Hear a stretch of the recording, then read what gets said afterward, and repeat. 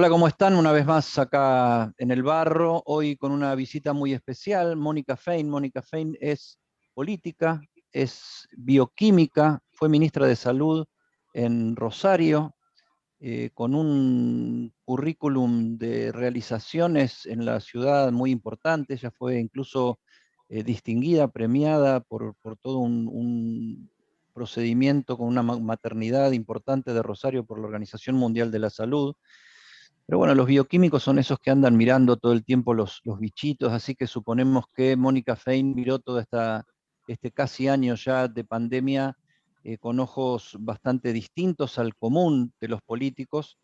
Le damos la bienvenida, las gracias, y esa es la primera pregunta. Hola Mónica, ¿cómo estás? Esa es la primera pregunta, si desde tu profesión, tu vocación, tu especialidad, y aparte que, bueno, sos sanitarista porque has sido ministra o secretaria en el caso de salud pública en Rosario, si has mirado la pandemia y las disposiciones y las maneras de reaccionar tanto globalmente como en cada lugar y el tuyo propio en esta situación tan complicada que nos tocó vivir el último año. Sí, sin duda, Eddie, porque la verdad que nosotros, bueno, un gusto poder conectarme y para nosotros que desarrollamos un sistema de salud muy particular en Rosario, con una gran territorialidad, quiero decirte que aquí a menos de 12, 15 cuadras, cualquier vecino, cualquier vecina tiene un centro de salud donde resuelve el 90% de sus problemáticas, desde, por supuesto, el control de su embarazo, hasta patologías complejas que atienden el hospital, pero que después su medicación y su tratamiento llega a su centro de salud.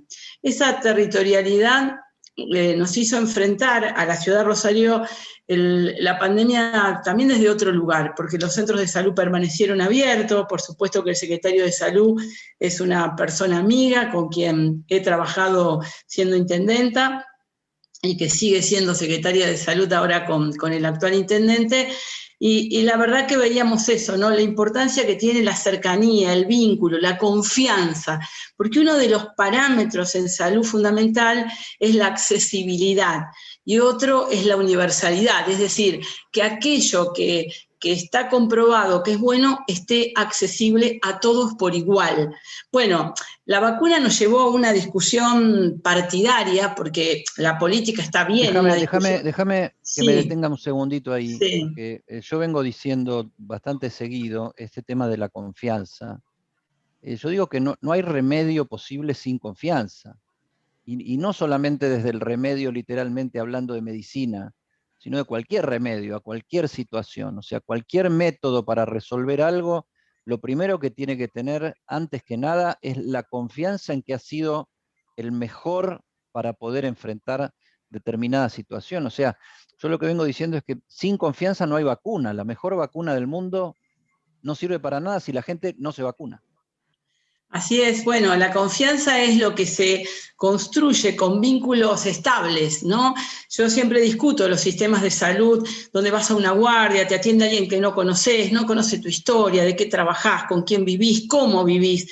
Los centros de salud en Rosario permiten eso, construir confianza. Cuando vos llegás, tenés un profesional que conoce toda tu historia clínica, con quien vos has discutido cuestiones de tu vida, porque experto en tu vida sos vos más que nadie, y que te encontrás con otro experto que sabe un montón de cosas, pero que te ayuda a transitar la salud, la enfermedad, los problemas. Eso es construir confianza. Entonces, cuando el profesional que está enfrente tuyo, una enfermera, un médico, una médica, un psicólogo, la verdad que son equipos importantes, acompaña ese camino, vos lo que tenés que sentir es confianza.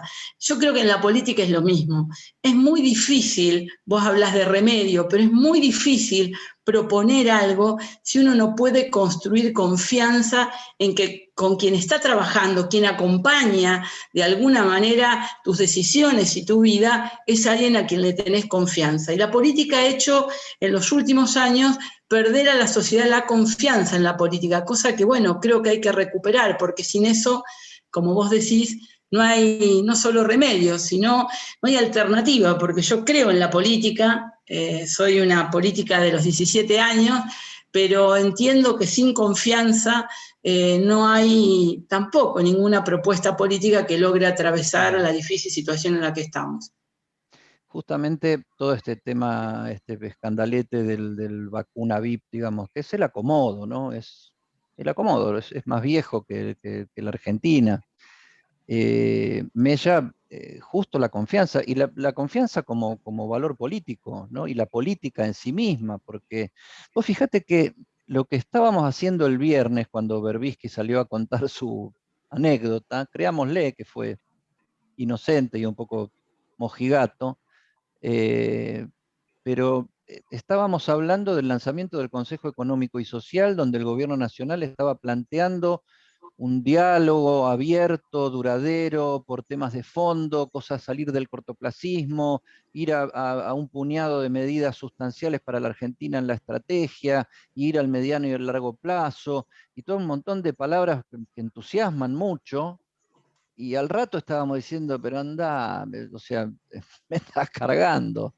Yo no digo que una cosa sea tan grave ni la otra tan seria, no digo eso, digo que no estamos construyendo con seriedad la relación entre nosotros. Sí, primero te quiero decir que el socialismo hace 35 años que propone el Consejo Económico y Social. Sí. Venimos presentando desde Esteves Boero en la legislatura la necesidad, un poco de lo que vos decís, es construir una mesa donde empecemos a tener acuerdos de algunas cosas. Y el Consejo Económico y Social, que yo en mi ciudad lo llevé adelante, la provincia de Santa Fe también lo tuvo, permite ponernos de acuerdo en algunas cosas. Así que la verdad que yo estaba por escribir mi alegría de esta decisión de Alberto Fernández, más allá que nosotros tenemos una propuesta donde incluye más la política, pero bueno, siempre uno hace su aporte y aparece esto que significa el uso del poder, sobre todo el poder del Estado, como un privilegio. La verdad que quienes fuimos alguna vez ocupamos un cargo público, te quiero decir, Eddie, que lo más difícil es decir, esto no se puede. Decir esto se puede es lo más fácil, es lo que más le gusta a alguien que puede.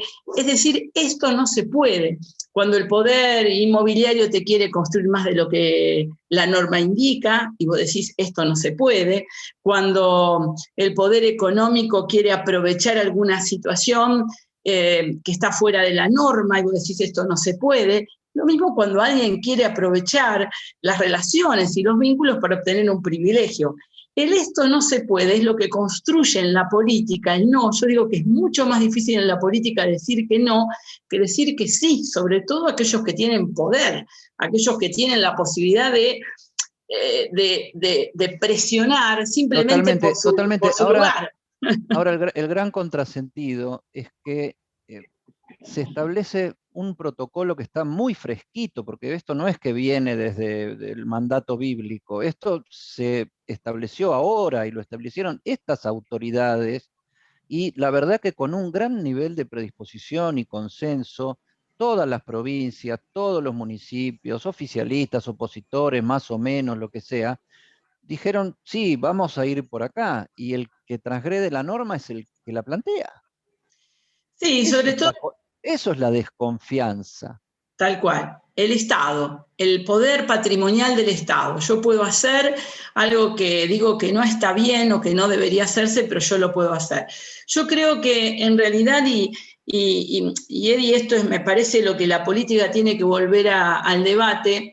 A mí me gusta decir que habiendo sido diputada nacional, intendenta, como muchos en la política, sigo viviendo en la misma casa, tengo los mismos recursos, es comenzar a pensar que la política no es privilegio, la política es transformar la realidad, es vocación, es ganas de dedicar parte de tu tiempo. Eso no te hace un privilegiado, porque yo, no es que, bueno, si yo dedico tanto tiempo, tengo que ser retribuido de otra manera. No, es una decisión personal, colectiva, cuando uno pertenece a un partido político. Y me parece que hoy la política lo que ha hecho es se ha alejado de la sociedad y hoy se plantea como un privilegio. Me parece que hay que retomar el concepto de servicio público, de bien público, y bueno, por lo menos nosotros desde el socialismo nos gustaría aportar ese granito de arena. Y esta cosa que decís vos tan importante, sobre todo en materia de salud, pero que también es la educación y lo difícil que es, si vos lo viviste, lo vivís en Rosario, lo difícil que es el tema de la seguridad también, de la cercanía con el agente y el servidor público, ¿no? Cosa que hemos, de algún modo, dejado de seguir construyendo, porque eso es una construcción permanente de nosotros mismos. Pero esto que vos decís de acercar el sistema de salud a que no más de 15 cuadras vos ya tenés un centro primario donde te conocen y donde te atienden. También toda esta experiencia nos lleva a reforzar el tema de la escuela y después, bueno, toda esta cuestión de que estamos, a veces parece que estuviéramos en una guerra en materia del tema de seguridad, donde no sabés quiénes son los buenos y quiénes son los malos caminando por el territorio, ¿no?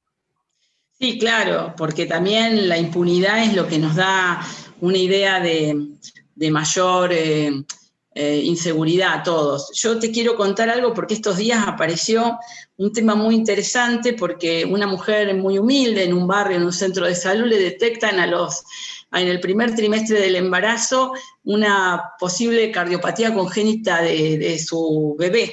Y no solo que continúa en ese embarazo con un tratamiento especial, sino que le hacen una cirugía intrauterina, una cuestión excepcional, de una mujer humilde, de un barrio humilde, sin obra social, sin una prepaga. Eso es igualar, eso es generar, bueno, nació, está bien, hay una alegría desde el centro de salud que la detectó hasta la más alta complejidad que la pudo acompañar. Yo digo, el volver a poner las cosas importantes de la vida en escena, la salud, la educación y en seguridad. Eddie, vos sabés, nosotros venimos de una ciudad muy marcada por el tema de la violencia. La verdad que también como gobierno local participamos fuertemente en generar proyectos sociales de inclusión social, porque hicimos un mapa de la violencia y tenía mucho que ver, obviamente, la violencia contra las mujeres y también la violencia, el que mataba y el moría eran jóvenes menores de 25 años. Lo que creo que también nos debe llamar a la reflexión, cómo como Estado perdimos esos jóvenes en la escuela, en el centro de salud, en el club del barrio, en el polideportivo, cómo como Estado también no trabajamos un poco más esos procesos. Obviamente, digo, desde el gobierno local, después viene obviamente la policía, las fuerzas de seguridad, la justicia, que también deben actuar, pero creo que hay una tarea de esa cercanía que puede hacer el gobierno local que fue para nosotros muy importante y que significó la disminución de la violencia en jóvenes, es decir, que lo que decimos lo pudimos medir, que todo aquello que permitía incluir a los jóvenes en procesos de pertenencia, de futuro, de esperanza, producía dos cosas, fíjate vos, Eddie. Primero, bajamos el embarazo adolescente. Rosario ha tenido en los últimos años una caída del embarazo adolescente, gracias a esto también, a generar no solo acceso a la información, sino también perspectivas, expectativas, ideas de hacia dónde quiero ir, de la inserción escolar o de la inserción laboral. Y después ha bajado el número de violentos, de jóvenes muriendo por hechos violentos. Es decir, que hay un rol del Estado que es indelegable desde el gobierno local, por supuesto el provincial ya con fuerzas de seguridad y policía, y también desde el gobierno nacional, sobre todo en lo que es en el delito complejo, que a nosotros nos ha marcado en mucho como es el narcotráfico, ¿no? Y el lavado de dinero. Así que todos los niveles de Estado necesitan confianza para abarcar los graves problemas que tiene la sociedad. Ustedes tienen también, a diferencia de lo que era hasta hace poco el conjunto del país, de protocolos y decisiones sanitarias en cuanto a la interrupción voluntaria del embarazo, donde se protegió, digamos, esa posibilidad. Volvemos al principio, si uno conoce a una persona desde que casi que nació y la atiende en ese centro de salud y conoce su historia y su vida, cuando esa persona se acerca y plantea que tiene un embarazo hasta ahora era por las causas que ponían en riesgo su salud, que no quería seguirlo y que no lo iba a seguir, ¿cómo no acompañar? Rosario viene desde hace muchos años acompañando a las mujeres en la interrupción voluntaria de su embarazo por causales antes de la ley y por supuesto que no significó ningún cambio demasiado importante para nosotros porque ese vínculo está construido y esa confianza está construida. Sí, no están haciendo cola para hacerse abortos.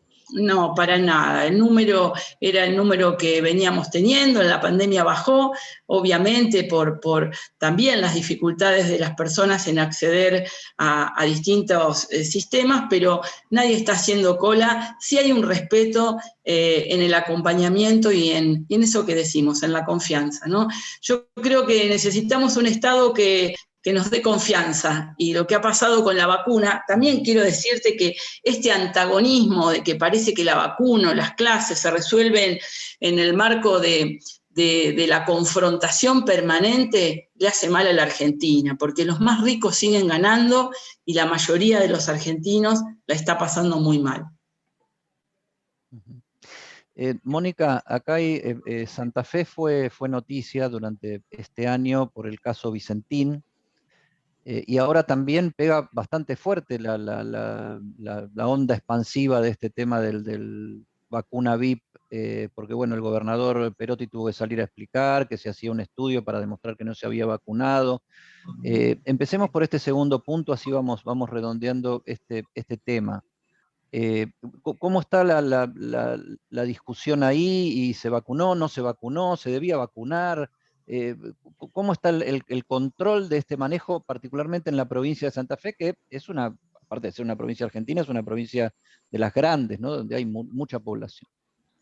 Mira, a mí me parece que Santa Fe tiene un sistema que se llama SICAP, que cada persona que se vacuna debe cargarse en el sistema. Es decir, eso es lo que corresponde. El intendente de Rosario, el 12 de enero, yo lo vi, me dijo, había mucha duda en la vacuna, algunos equipos de salud no se querían vacunar, tenían miedo, era un momento de la llegada de la vacuna rusa, y yo decidí ir al hospital y vacunarme para también decir que los riesgos los corremos todos. Y lo hizo público, no nos pareció mal, lo hizo como un hecho lo hizo en el hospital a plena luz del día.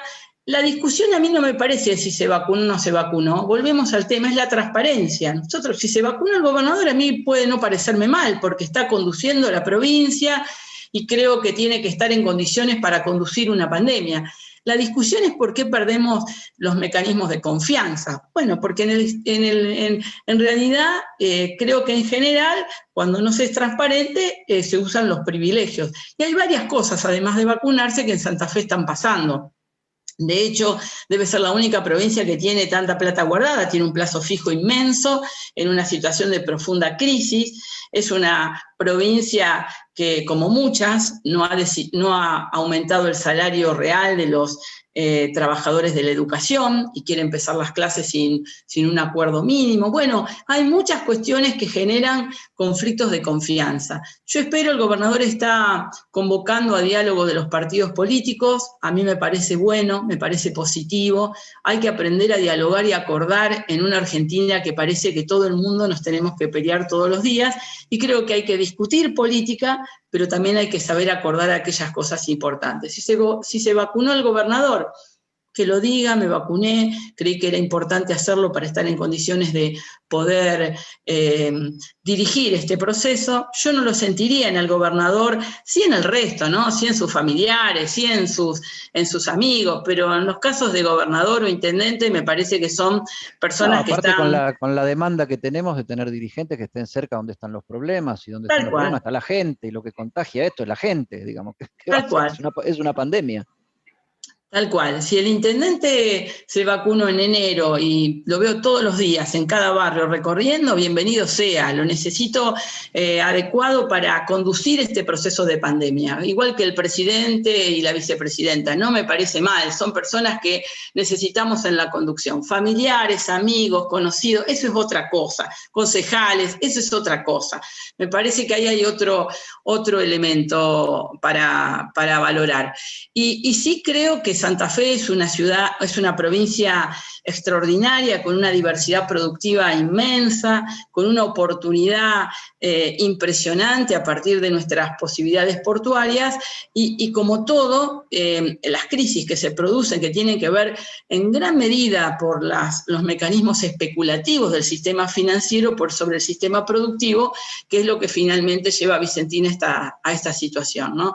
Que está en una situación sumamente complicada, compleja, no solo como empresa, sino como región, ya que da trabajo a mucha gente de la región, y ha entrado en un proceso donde, la verdad, el Estado no está participando en un proceso de mayor transparencia, y por supuesto que ya está judicializado a partir de los pequeños y medianos productores que han puesto ahí toda su producción, y que Vicentín los ha, bueno, como muchos otros actores de la localidad, los ha dejado en una situación de crisis económica. O sea, vos decís que el manejo político del asunto no fue bueno, generó más grieta, generó más confrontación.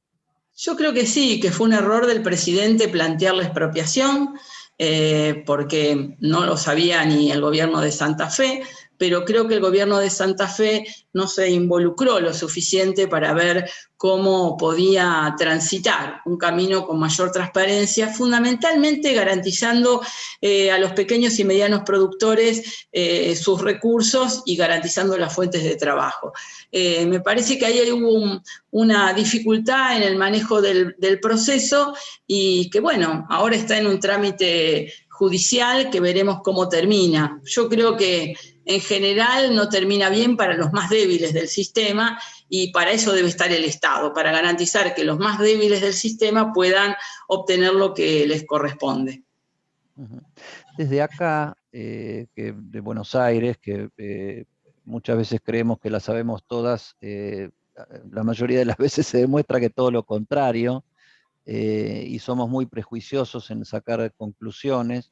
El caso Vicentín a mí en lo personal me dejó una sensación como que hay incluso una gran cantidad de gente, de población, y sobre todo en localidades muy particulares donde la influencia de esta empresa Vicentín es muy fuerte, porque bueno, da trabajo y el puchero todos los días depende de eso, y como que esa gente se la dejó librada a un Boca River, donde ni siquiera tampoco hubo demasiada comunicación y explicación de cuál era el fondo del asunto para tener que resolverlo y tener que meterse el Estado a resolver un tema privado. Sí, así es. A mí me parece que el camino desde el gobierno nacional, sin una información adecuada, fue un grave error. Pero bueno, acá se formó una comisión bicameral de seguimiento del tema para acompañar justamente eso que vos decís, Edi, porque la población puede perder y está perdiendo sus fuentes de trabajo, porque, vuelvo a repetir, los pequeños productores le habían vendido su cosecha a Vicentín, y Vicentín no le garantizó los recursos, y me parece que ahí faltó Estado para coordinar, acompañar a los más débiles de ese sistema, porque yo estoy seguro que Vicentín no va a perder, perderá como empresa, pero no es lo mismo lo que pierde un empresario que había definido utilizar parte de los recursos en el sistema financiero, que lo que pierde el que trabaja todos los días en una algodonera que depende de Vicentín, o el pequeño y mediano productor que vendió su producción y que hoy no tiene ese dinero. Bueno, parte de lo que está pasando a mí me parece es una falta de involucramiento del Estado para garantizar que los que menos tienen estén en mejores condiciones que la que están hoy. Mónica, en esta época de identidades tan difusas y de postmodernidad y de esto de desconfianza y no creer en nada, ¿qué es ser socialista? Bueno, ser socialista es tener una serie de valores. Más allá de estar, en mi caso, afiliada al Partido Socialista, soy candidata a presidenta del Partido Socialista para el 18 de abril, que tenemos elecciones, pero creo que son una serie de valores que muchos no afiliados al socialismo lo pueden tener y llamarse socialistas. Son valores que tienen que ver con una convicción por la igualdad, una convicción porque en contra de los privilegios justamente, es una convicción de construir una sociedad donde entremos todos y todas, y obviamente acompañar a los sectores que más lo necesitan para construir esa igualdad.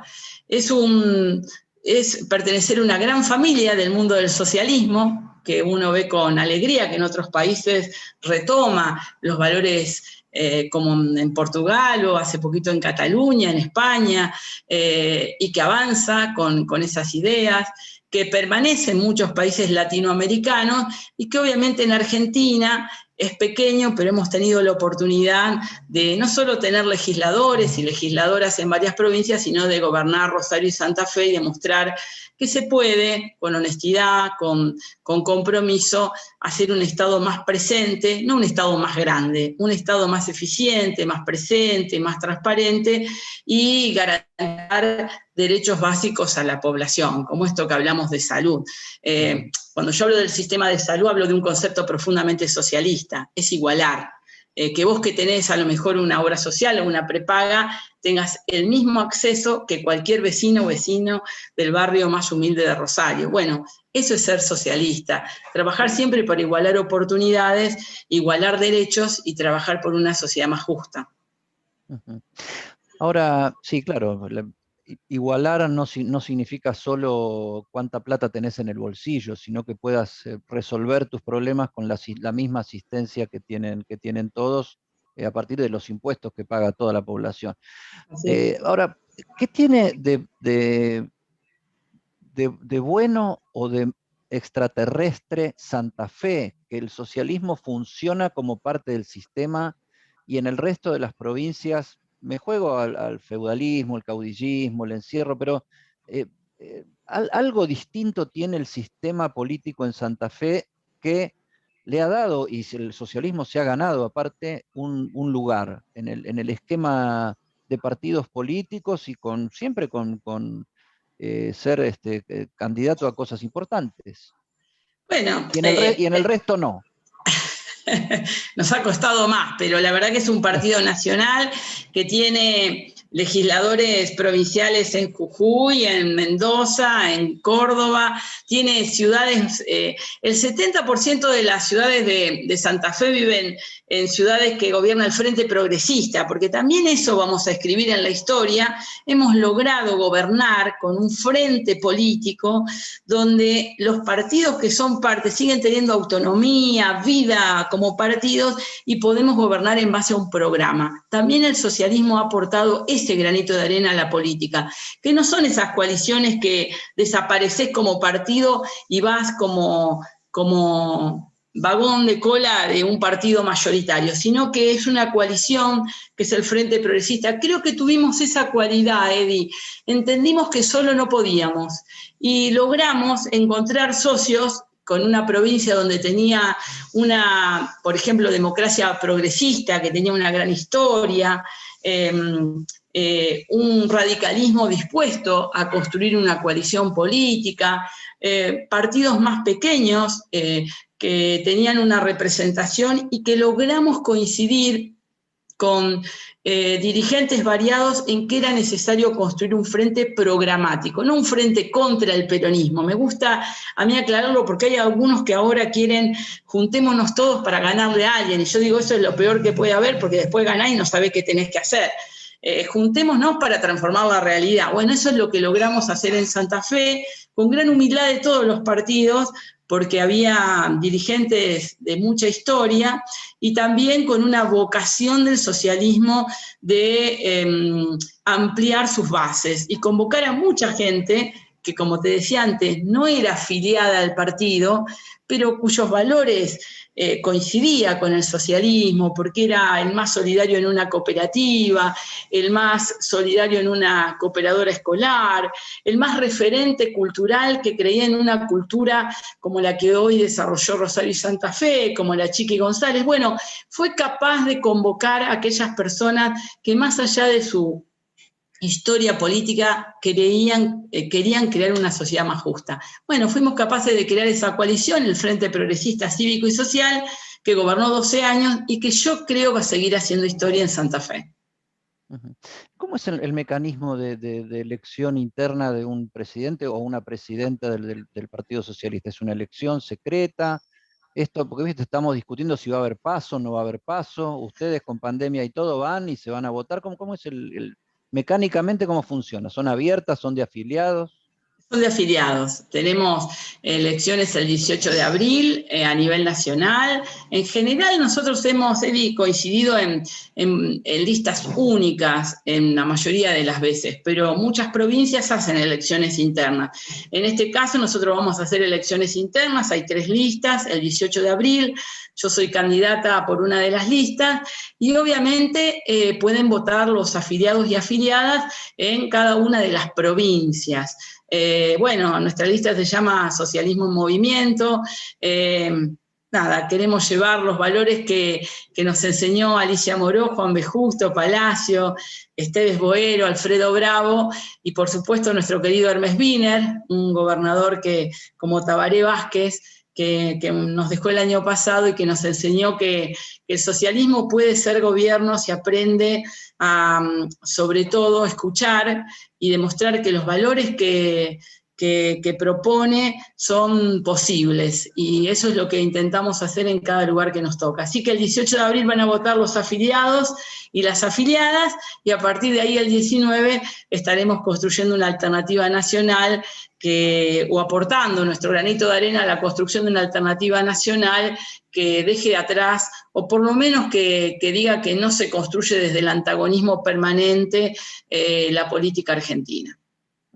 O sea que más allá de las palabras, con hechos, el Partido Socialista está diciendo que, bueno, que haya movimiento en los partidos, y eso como bioquímica te lo pregunto, ¿no, es riesgoso, no es riesgoso para el contagio?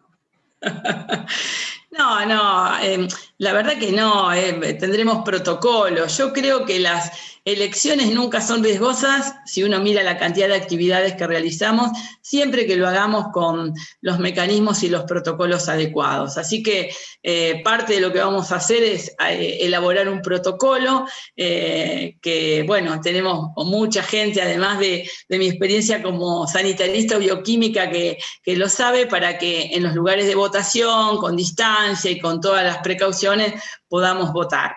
Y creo que va a ser un buen antecedente para que haya elecciones en Argentina. Yo creo que más allá de un mes antes, un mes después, las elecciones hay que hacerlas. No estoy a favor de cambiar reglas de juego en el medio de un año electoral. Me parece que eso también atenta contra la confianza. Creo que los procesos para discutir mecanismos electorales son justamente los años donde no hay elecciones y podemos discutirlo con mayor tranquilidad.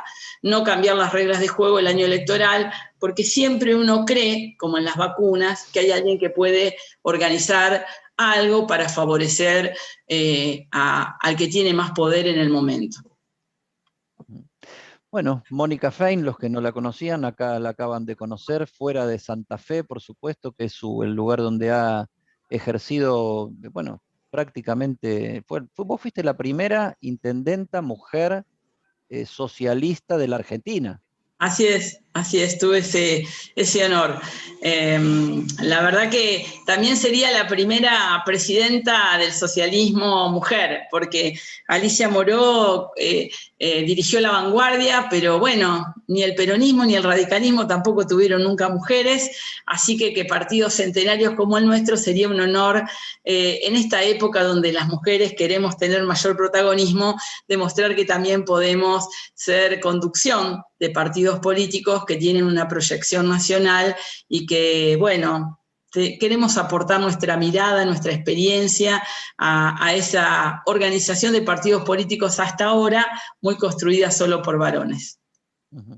Y con la riqueza de haber ejercido la función pública en temas tan sensibles, ¿no? Porque manejar Rosario, mamita querida, y la salud pública en Rosario es lo mismo, y no es un elogio, porque a mí no se me cae un elogio fácilmente para nadie, pero conozco de qué se trata, y por lo que sabemos de cómo funciona el país, Rosario es un lugar bien difícil, y grandes logros se han realizado en Rosario, en tu gestión y en otras.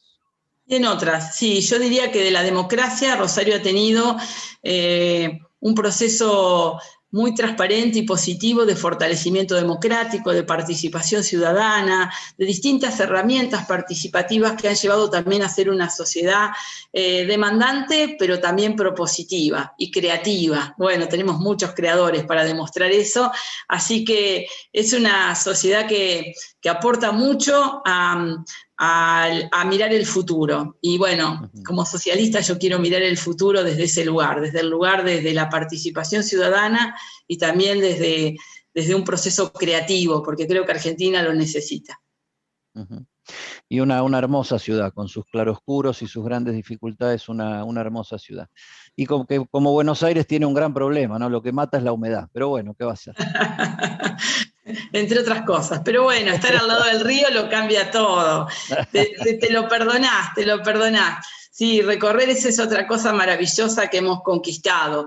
Rosario puede recorrer desde el Monumento a la Bandera hasta donde termina la ciudad, mirando al río en un espacio público, que es de todos y de todas. Eso también fortalece la democracia, cuando los espacios públicos de calidad lo puede ocupar toda la gente. Y eso es algo que Rosario ha tenido por muchos años, más de 30, una tarea permanente. Así que bueno, por eso te gusta cuando venís, porque podés ver desde cualquier lugar seguro el río y podés disfrutarla más allá de la humedad.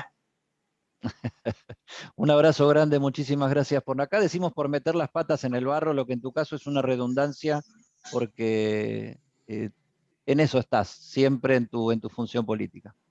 Sí, pero siempre mirando al cielo, para no olvidarlo. Hasta luego. Muchas gracias, un gustazo. Un gusto, Eddie.